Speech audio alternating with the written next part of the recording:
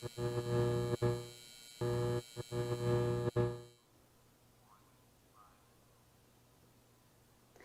there, everybody, and welcome to OutKick Bets. I am your host, Kayla Canarum. Joining me over there in Alabama is my buddy and co-host, Arky Shay. Arky, how's your Tuesday?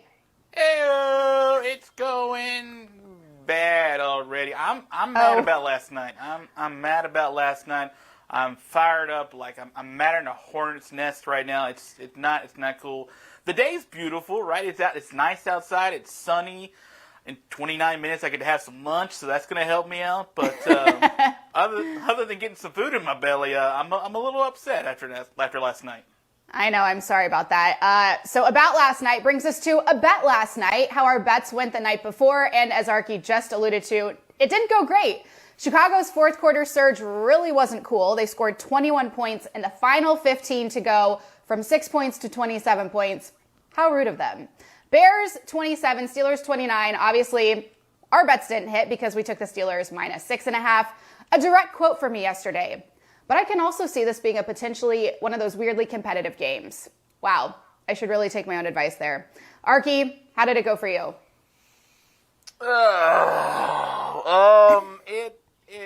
It was frustrating. It really was. The Steelers led by 14 at the start of the fourth quarter. And Chicago had gotten a little bit of juice going, and I get it. You know, Justin Fields looks kind of good. He's a young kid. He's figuring it out. But then Chicago stalled and was punting with 7 minutes to go. The score was 23-13.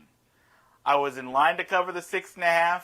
Even the minus 40, I felt a little dangerous yesterday. Yes, you did. And McLeod fumbles the punt. It's immediately returned for a touchdown.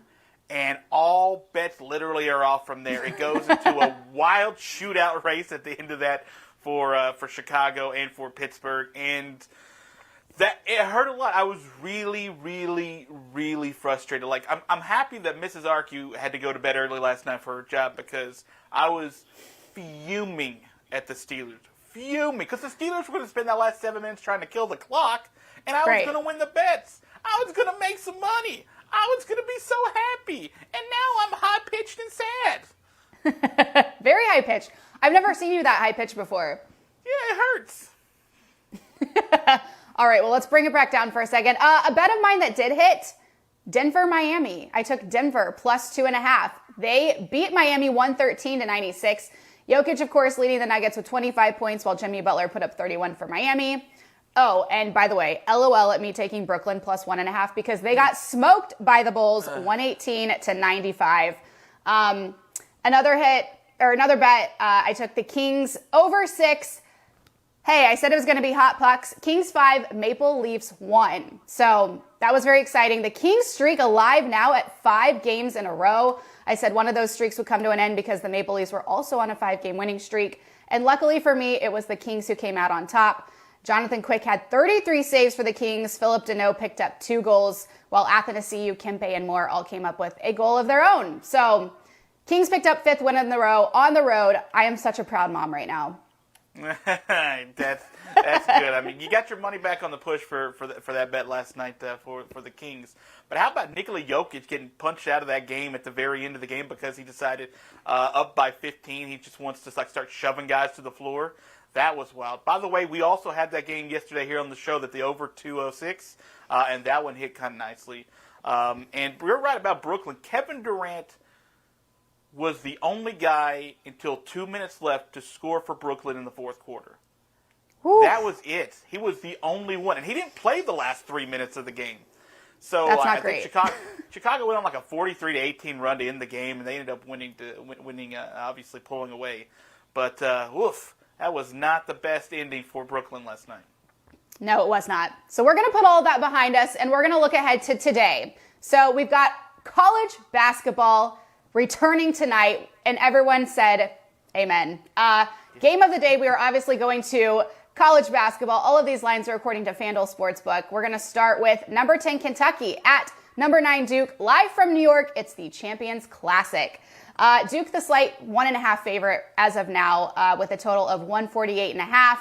I'm already sad about it being Coach K's farewell season. Love him or hate him, you've got to respect him. The guy has won 5 national championships, 15 ACC tournament titles, and is the winningest coach of all time. In fact, we're going to chat about it next, but I wouldn't hate seeing Duke win it all one more time for the guy on his way out. Arky, what are your thoughts? You and about 3,000 Cameron crazies are the only ones that feel that way, to be honest with you. The Duke hate is real. Yeah. How are you going with this game tonight? I'll tell you this. I kind of like this game a lot. This game has all the feels of an instant classic basketball matchup, right? Yep.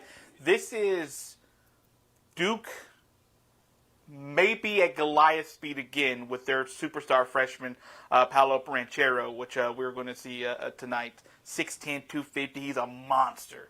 Yep. And then you got Kentucky, who there's no way to sugarcoat it.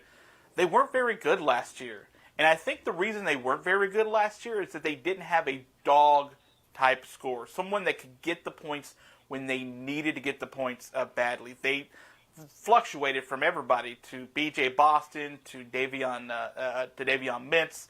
Like, they just couldn't kind of get it going. Keon Brooks spent some time trying to do that. This year, I think they may have figured that out just a little bit. They got to the transfer portal, got Keelan Grady, who was a 2,000-point scorer at Davidson. He's now coming to Kentucky, and he hits 37% from beyond the arc. And that's not superstar levels, but it's in the top 20 in the SEC from last year. So if you add that to the repertoire, this Kentucky team might be kind of elite. I smell a potential really great season from Kentucky this season. I do. I like him coming in. I like Olivier Sarr, who came in from Wake Forest last season, and last year was his first year with Kentucky. I really like a bounce-back season for him. And I also really like Oscar Schwebe, who is coming in from West Virginia and Huggins bunch over for the Mountaineers. I think, to be honest with you, as much as this game should be Duke because they've got sort of the fresher, more, let's just say it's the sexy names and the players out there, both these teams are huge. They're big, they're long, they're lengthy, they're going to play great defense. I'm going to go with Kentucky in a very small upset. If you get them at the money line, you get them at plus 100, which is fine. I think it's going to be a absolute battle inside and on the outside. Just two big, long teams going at it. And I really like Kentucky to start out the season 1-0. All right. I like that. I'm actually going to go the opposite way. You mentioned Kentucky having a down season last year. So did Duke. Rather disappointing year and had to withdraw from the tournament due to COVID. That was a huge blow. So I'm thinking they're going to come out firing on all cylinders and doing it for their coach in the process. A lot riding on this team this year with that just hanging over their head too. Duke took down Kentucky the last time these two met in the Championships Classic, and I think they'll do it again tonight. Both teams have had roster shakeups, as you mentioned. John Calipari has built a team of transfers versus recruits, while the Blue Devils will be showcasing 3 5-star recruits, as you said, in Paolo Banchera, AJ Griffin, and Trevor Keels. Honestly, I feel like anything can happen. Plus, this is the first game of the season, so there are so many unknowns. But with that said, I'm going to ride with Vegas and take Duke minus 1.5 for Coach K, if nothing else. Listen to us talking college basketball. There's 184 college basketball games for at the Division I level happening today. Starting with the Manhattan Jaspers at 2:00 Central Time, taking on the Manhattanville. That's a college, yes. From Purchase, New York, the Valiants there. That's going to be your very first matchup. I think Alcorn State takes on, I think it's Washington State also at 2:00. But look at us talking college basketball, huh? It's here. Back. Yes. It's all happening. Yeah. Best time of the year. Oh, yes. All right. Now we're going to move on to our spotlight matchup of the night. We've got number 3 Kansas at Michigan State. KU is the 4.5-point favorite right now. The money line for Kansas minus 200. MSU is plus 164 with a total of 143.5. Arky, you're in for a treat with me this college basketball season, especially if Kansas is playing. Obviously, I'm a Mizzou grad, and the KU hate is very real and runs deep. In fact, I won't even write out capital K, capital U. It's lowercase k, capital U. It's that real over here. So if I ever pick KU in a game, which I won't, including today, please call a doctor because that means something serious has happened to me. I don't care about rankings. I don't care about stats. I don't care about trends, players, coaches, injuries. we get it, Kayla, or even the money. I'm taking Michigan State plus 4.5, and that's the easiest pick of the day. Because I'm a Missouri gal, and Mizzou grads will never pick the Jayhawks in anything ever, ever, ever. So this has nothing to even do with the players or the game. I'm just not picking Kansas. It's not crazy. It's sports. Isn't that the same? And I guess that's why Mizzou grads will never see their team in the Champions Classic either. That's a good point. Yeah. That's a good point. So if you don't like the numbers and the stats and stuff for this game, let me offer a couple for you. Go for it. Michigan State is in a very different spot this season than what we're used to them seeing. We know Tom Izzo's group is a tough, physical, hard-nosed bunch, but we also know that the last few seasons, they don't start out the season so hot. They sort of get to where they're going over the first couple of months, and then when it gets to conference play, they start to look really, really well. But let's not forget, this team was punked out by UCLA. Again, I understand what UCLA become, but that wasn't a play-in game. Let's not forget for Michigan State last season. And Michigan State, it's rough for them. They lost the top, excuse me, not the top four, but 4 top players on this team from last season. 4 key contributors are transferred. They're completely gone. Josh Langford, who has been often injured and has been playing there since the Reagan administration, and he played high school ball just up the road from me right here in North Alabama at Madison Academy.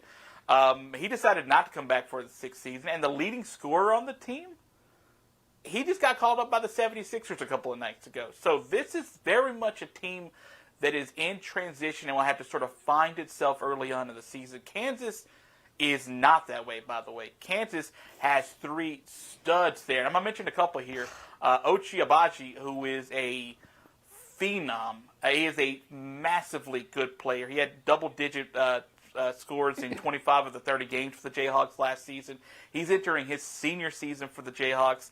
And if you want to add Mr. David McCormick, who is going to be the second leading scorer on the team, actually the second leading scorer coming back on the team, that guy is going into his senior season, and last year went from 6 points a game to 13 points a game, and he's only playing 23 minutes a game. Those 2 guys are going to be pillars for this KU program going forward, and they got a couple of transfers coming in too that I think they're going to be really, really, really good. I absolutely hate hearing that.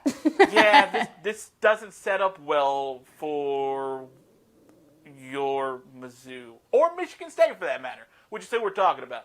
So I like Kansas, even though that Michigan State will fight hard for this game. I like Kansas early in the season to know who they are more quickly than what Michigan State will, so I'll take Kansas to cover in the Champions Classic tonight, the 4.5. I think they got a chance to get back to Big 12 champion Jayhawks way this season, a real good chance. Well, that is the logical bet to take here, but I'm betting with my heart, so it is what it is. By the way, do you know what my favorite March Madness moment is every year? Do it. Watching KU get eliminated, usually around the Sweet 16. It's a tradition unlike any other, and it makes my Tiger-loving heart so very happy. Yeah, I get it. Speaking of, Arky, mark your calendars because December 11th, Mizzou at Kansas. The rivalry is back, folks. First time these 2 will face each other in a non-exhibition game since we pieced to the SEC. And even though we will get annihilated, I cannot wait. Obviously, picking the Tigers in that game, too, because ignorance is bliss. But the rivalry is back. It's been a few years. Screw the spread. Border war. We got this. Border war is back, baby. All right. No one cares about this but me. All right. We're going to move on to our Futures Island College Basketball National Championship odds. They go as follows. We've got number 1 Gonzaga leading the way at plus 650. Number 6 Michigan. Number 5 Texas at plus 1200. Number 3 Kansas. Number 7 Purdue plus 1300. Villanova plus 1400. UCLA plus 1500. Kentucky plus 1600. Bama Memphis plus 2000. And then you've got your own to make it to the Final Four. Arky, give us your thoughts on this as you just take a look over it.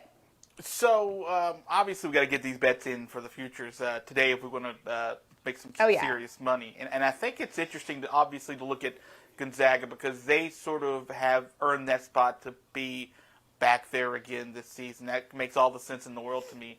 What is interesting is that would you notice the difference in what the voters think when you have number 2 UCLA versus what Vegas thinks, which has them all the way down at plus 1,500 to win the national championship. And they were a phenom at the end of last season in that NCAA tournament run.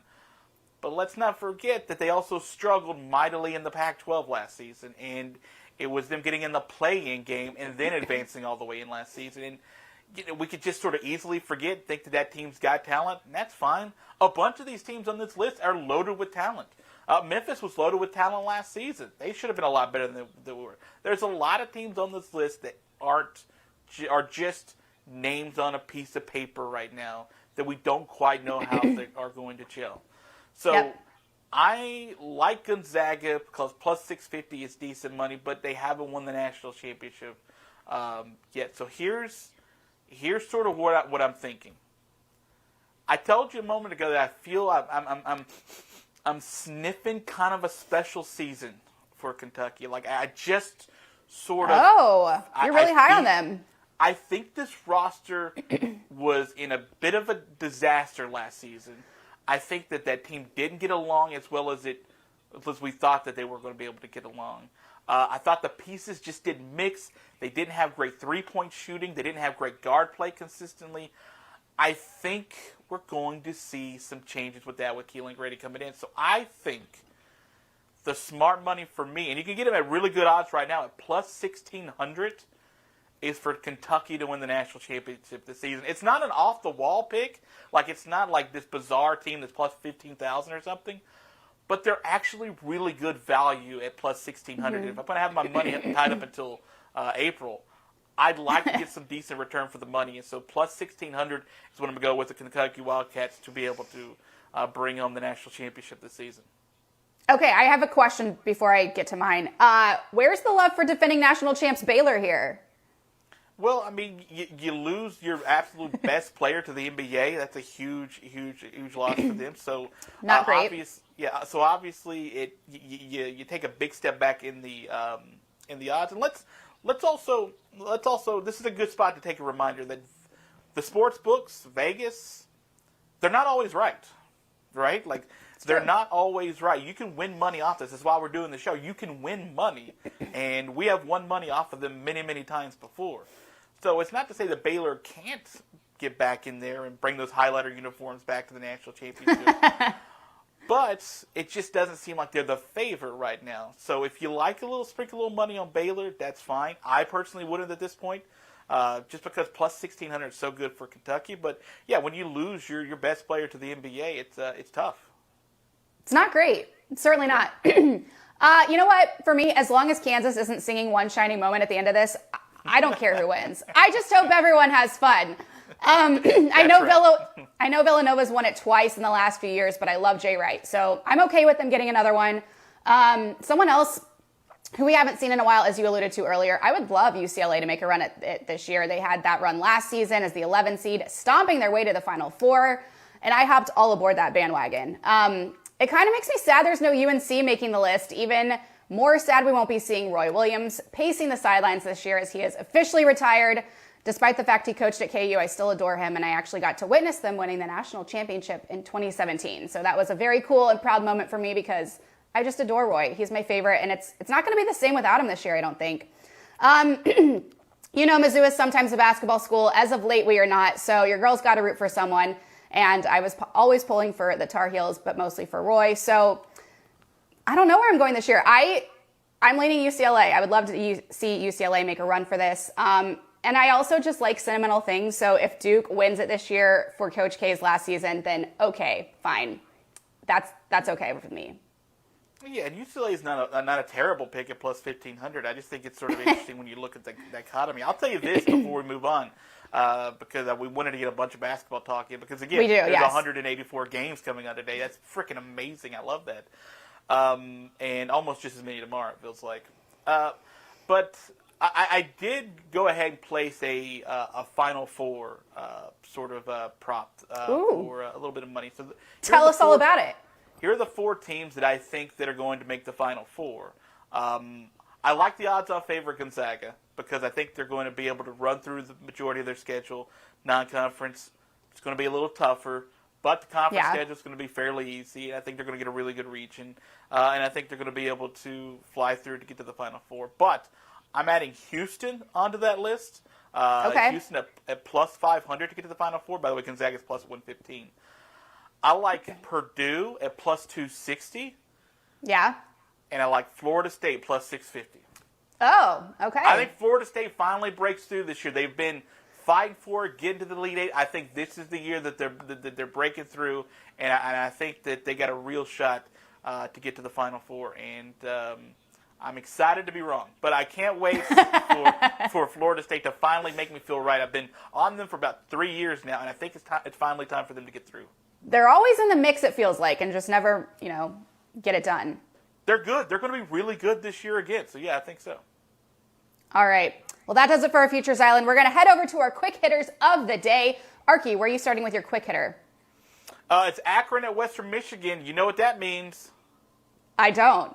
It's Maction. It's Maction again on a Tuesday. Woo! That's right. Western Michigan is a 28-point favorite tonight. Woo, doggy. That's a lot of points to be laying for a team. Your total is 63.5. Look, Akron just fired Tom Arthur. When you win 3 games in like 4 seasons, you're not going to get a lot of love. It makes sense, right, to fire a guy. But specifically with this game, Akron against Western Michigan is 1-4 since 2010. They don't play annually. Their margins, let me just look at this to make sure I have it, because it feels bizarre. Margins of loss 46, 49, 41, and 45 last season. Ooh. Yeah, that's tough. Yikes. That's tough. Now, if you just want to look at it statistically and say, what has Akron got that can sort of stop Western Michigan, I will go ahead and answer that with you. Nothing. Nothing. They have got nothing. They are statistically the worst or near the worst in every single offensive and defensive category. If Western Michigan doesn't beat the brakes off Akron tonight, I'm going to be stunned. 28's a ton of points to give, but Akron is bad. Let's just say they're bad. They're very, very, very, very bad. So give me the minus 28. It's a big pill to swallow, but I'm taking minus 28. Oof. Best of luck to you there. Mm-hmm. I'm heading over to the NBA. The 4-6 Bucks at the 8-3 76ers. Bucks are 3-2 on the road. 76ers 4-2 at home. Milwaukee, the 6-point favorite, which is surprising since they're on the road, and Philadelphia is number 1 in the East at the moment with the total of 217.5. Bucks are also coming off back-to-back losses while Philly was on a 6-game winning streak until your Knicks shut them down last night. The Bucks will be sans Brook Lopez, and Philly will again be without Joel Embiid, Tobias Harris, and Matisse Thybulle, while Danny Green is questionable. By the way, raise your hand if you knew Grayson Allen was on the Bucks. I didn't. Clearly, the Bucks are not my team. But he's having a pretty great start to the season, averaging 14.5 points and 4 rebounds through 10 games. Giannis is still his dominant self, leading the team in points, rebounds, and assists. So actually, the more I'm talking about the Bucks, the more I think I'm leaning Bucks here. I like them in this game, but do I like them by 6? You know what? Let's have some fun. I think I do. Give me the Bucks minus 6. And I'm still total shy in the NBA, so I'm going to stay away from that for now, especially when factoring in these injuries. But that's where I'm going with Bucks 76ers tonight. Arky, where are you headed next? It's not a bad pick. By the way, we were on the Knicks the Knicks under last night against the 76ers, and that one hit easily. Thank you, everybody. That's right. We'll take that cash and make up for the Pittsburgh Steelers. You're on the list, Steelers. Not betting on the again. list. You sorry piece. Anyway, on the list with the Chiefs. Well, that's okay. That one. Don't make me do that one. Please don't make me do that one. I won't. My second quick hitter, more action, baby. More you love action. the action. Listen, it's college football on a Tuesday night. How can you be angry at it, right? What's not to love? So Ohio is a 7-point underdog going up against Eastern Michigan tonight. The total is 58.5. It's a pretty low total for a MAC game, especially if you watched last week. Been a ton of points in these action games. Look, Chris Creighton, who's the head coach at Eastern Michigan, is doing a phenomenal job. He's going to have this team going to another bowl game, which will be his 4th bowl game in 6 seasons, and that feels impossible at Eastern Michigan. It really, really does. And Ohio, as bad as they've been, they're 2-7 overall, but 4 of those 7 losses have been by a touchdown or less. So they've been able to keep it close, especially inside conference play. Both of these teams really struggle defensively and struggle inside the MAC when it comes to defensive numbers. In fact, the Eastern Michigan Eagles give up the most runs per game against them than anybody in all the MAC, period. Ooh. People love to run against Eastern Michigan, and they've had pretty decent success at it this season. I'm not so sure Ohio's going to, but there's somebody we talked about last week, Miss Kayla Canarum, somebody at Ohio that you're a big, big fan of. Your guy Curtis Rourke, who has been great in conference play. I'm gonna stick away from the spread though, and I'm gonna go to the total. 58.5 just feels low to me. So tonight, more action.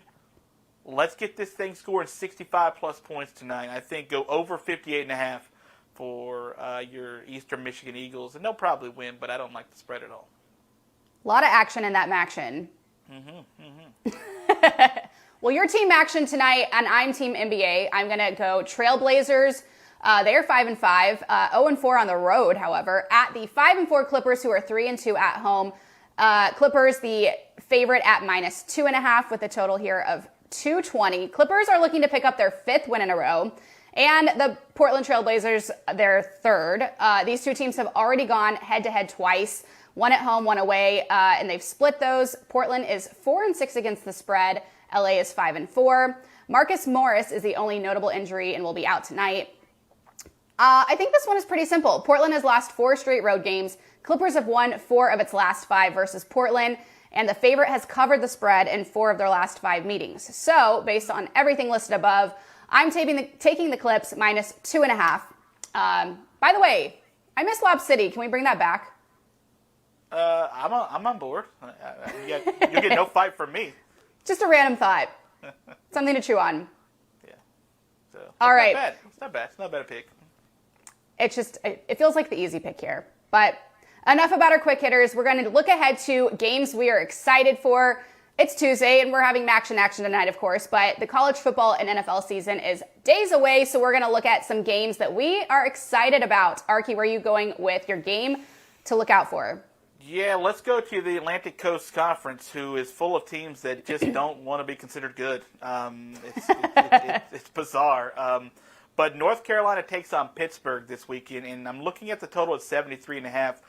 What I usually do, and this is sort of my play, and it hits like 75% of the time, even though it didn't hit last weekend. I look for the highest total on the board. If it's in the mid-70s, I bet it under. It didn't work out last week against North Carolina and Wake Forest, and that's what I'm looking at this week. Pittsburgh can score like the Dickens. So can North Carolina. We saw them do that against Wake Forest last week. Two defenses that aren't so great, but offenses that can explode. It may not matter what that number gets to, and I'll still probably bet the over this weekend. I'll go against my trend probably. Maybe go ahead and grab this thing at 73.5 because that thing might be 77, 78 by the time we get to it. There's going to be a ton of points in Pittsburgh this weekend, unlike the NFL game that we saw last night. Exactly. I am headed to the NFL, speaking of. Browns 5-4 at Patriots 5-4. By the way, there are 5 teams in the AFC who are 5-4 and none in the NFC, for all who didn't care about that stat. Cleveland, New England, the slight favorite at -1, total 45.5. I'm looking forward to this one, especially after the thumping that the Browns put on the Bengals over the weekend. Baker versus Mac. Feels like there's a food pun in there somewhere. Baker playing hurt and proving that they are a better team without the sideshow that was OBJ. When you break it down, the numbers of these two teams are very similar on paper. And speaking of 5-4, Browns have won 5 games against the spread this season. Cleveland games have hit the over in 5 of their 9. And the Browns totals have gone over 45.5 points 5 times this year. And now for New England, the Patriots are 5-4 against the spread this season. New England totals have hit the over in 4 of their 9, and their totals have gone over 45.5 4 times this year. A lot of 5s and 4s here. All this to say, I'm riding high on the Browns. I'm a Baker fan, and I'm going to take them +1 on the road until they prove me wrong. Cleveland is 2-2 on the road, and the Pats are 1-3 at home. So don't love that added motivation for the Pats, but I'm going to stick to my guns and also leaning the over here. So that's where I'm going with that game. I liked sort of the Cleveland pick. Here's the best I can do. Here we go. Okay. Baker, Mac, and Chubb. I mean, it doesn't. That was really good. But That there's was nobody good. on the team named Cheese, so or cheddar or provolone. So that's the Wow, best I that could was do. quick by you. Bravo. And what a way to end today's show. On that note, folks, we will see you tomorrow. Arky, thanks so much over there for your expertise. I am Kayla Canarum. This is OutKick Bets. Don't forget to make your bets at FanDuel.com/OutKick. Best of luck in your betting tonight, friends, and we will see you all tomorrow.